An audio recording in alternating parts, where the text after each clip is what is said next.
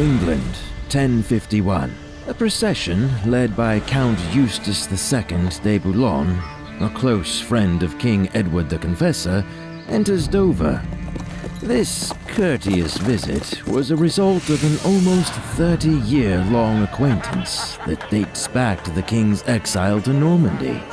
Eustace's cortege was safeguarded by a famous fencer, Wilburg of Normandy. Many believed he was Edward's out-of-wedlock son.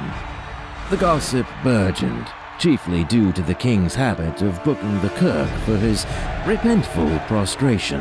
Thus, in the corridors, Edward was criticized for spending most of his time in church, not in the royal bedroom, favoring prayer over dalliance.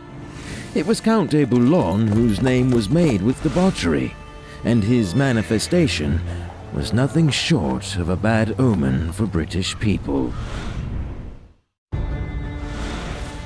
Eustace II and Wilburg demanded a judgment on the assailants, with retribution in mind.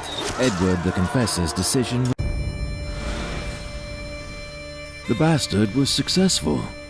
Siward and Leofric will be able to assist the king in the upcoming war. In Laud, Wilburg was greeted in the royal courtyards, only to be relegated to another errand. Someone had to round Edward's keepings to recruit rookies for his new army. A small squad led by Wilburg was selected to avoid attention, but Wilburg's fame made this news hard to contain. Eventually, his mission was made known to me, and I knew exactly what I had to do to make his life harder.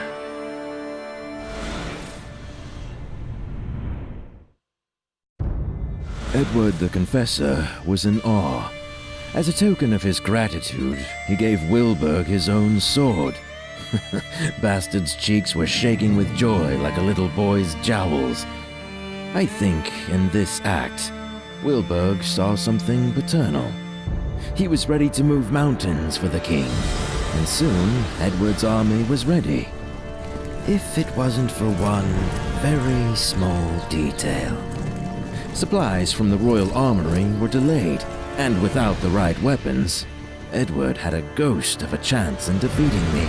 Someone must have made it to Peterborough to hustle the smiths. Someone trusted by the king, and foolish enough to be at the king's beck and call. Wilburg of Normandy hit the road again. It was my cue to move.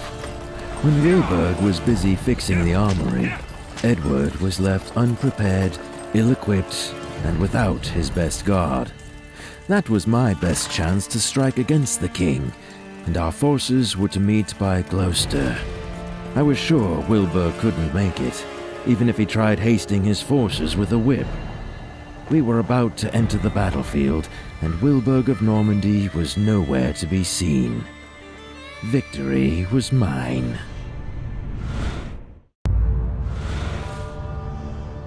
Edward the Confessor met his end on a cold night of the 5th of January 1066, bequeathing the country to no heir. The only apparent scion to the throne was Edgar, a 15-year-old son of Edward the Exile.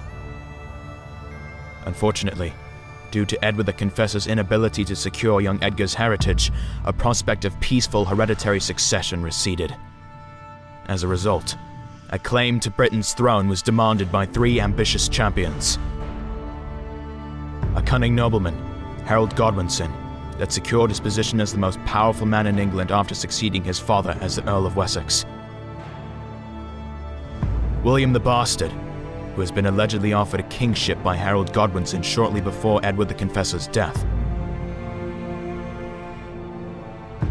And lastly, the King of Norway himself, Harald Hardrada, who is considered the last great Viking.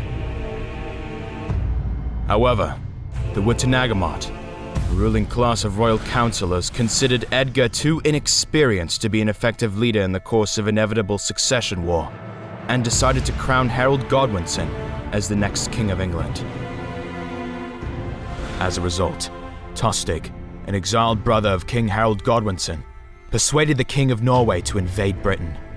Shortly before that, Harold tried dissuading him from sailing, but when Tostig asked what the new king had in return for the Norwegian monarch, he just snorted. 7 feet of English ground, or as much more as he may be taller than other men. Early in September, Harold Hardrada took over 300 Drakkar ships in the direction of East Britain heading for York.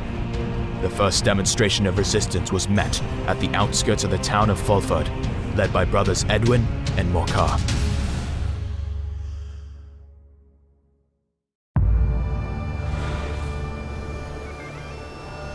Morcar was not ready to face Harold's army ferociously ravaging the Mercian coast. Tostig knew the terrain, foisting the defenders to an unfavorable position. Anglo-Saxon troops couldn't hold the ground for long enough, and soon, the Battle of Fulford turned into a bloodshed. On the 20th of September, Edwin and Morcar were forced to cut back, and with their army shattered, left York unprotected. I mark the day of the Fulford shambles black.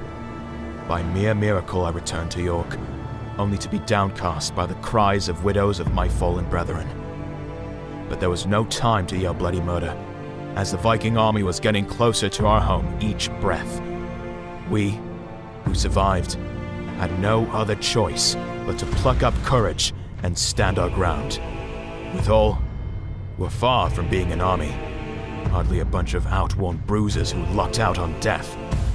But without us, York will burn. I was wrong. The bastard had more in him than I ever anticipated.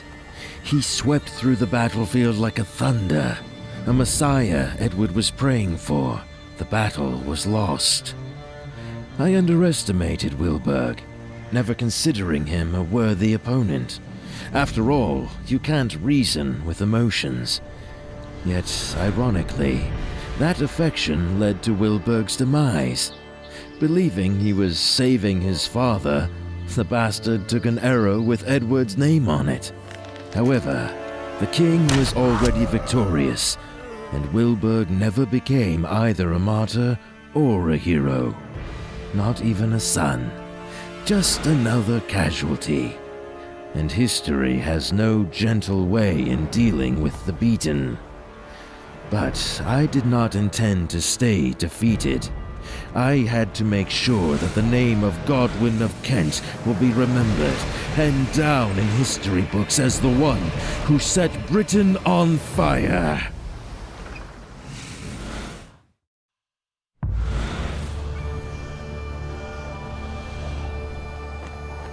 Our efforts turned out to be nothing more but a stopgap, an endeavor not worth the effort. In the end, our patricians made a deal with Tostig. York will be spared from the Vikings' rage in exchange for supplies. But the word is, King Harold II got wind of the defeat in Fulford. He mobilized his best forces in short order and set his course on Yorkshire with the promise of reclaiming the city from the invaders. We decided to keep up our guard and fight, and becoming as vexatious as foxes, knowing the little supplies our enemies had and fretting the back line of Harold's forces. If luck permits, we'll still be given a chance to fight under our king's banner. We fought each night like it was the last. We caught unsuspecting scout groups off guard and intercepted the supply wagons. But this night, the Vikings doubled their defenses. Suddenly, we heard the rattling of horse blinding and clinging of dropped keel. Forthwith, we saw knights bearing the colors of House Godwinson. Turned out, King Harold and his men reached Yorkshire in less than 4 days. His non-pariah riders swept through the country like northern wind. Their destination? Stamford, only a few miles short from York, where unsuspecting Harold Hardrada set up his camp, and where the fate of York will be determined.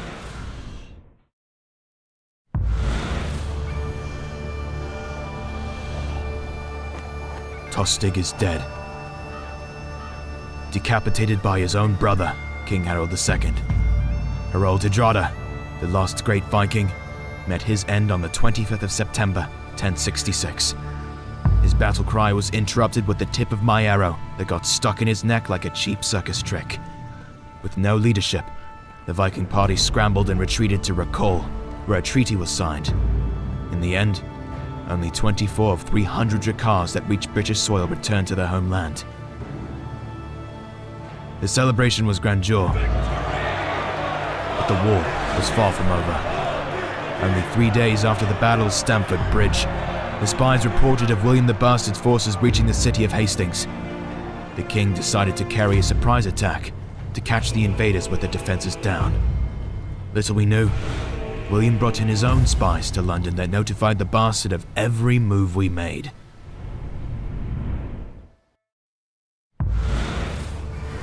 Harold II Godwinson led us believe that he was anointed to lead our people.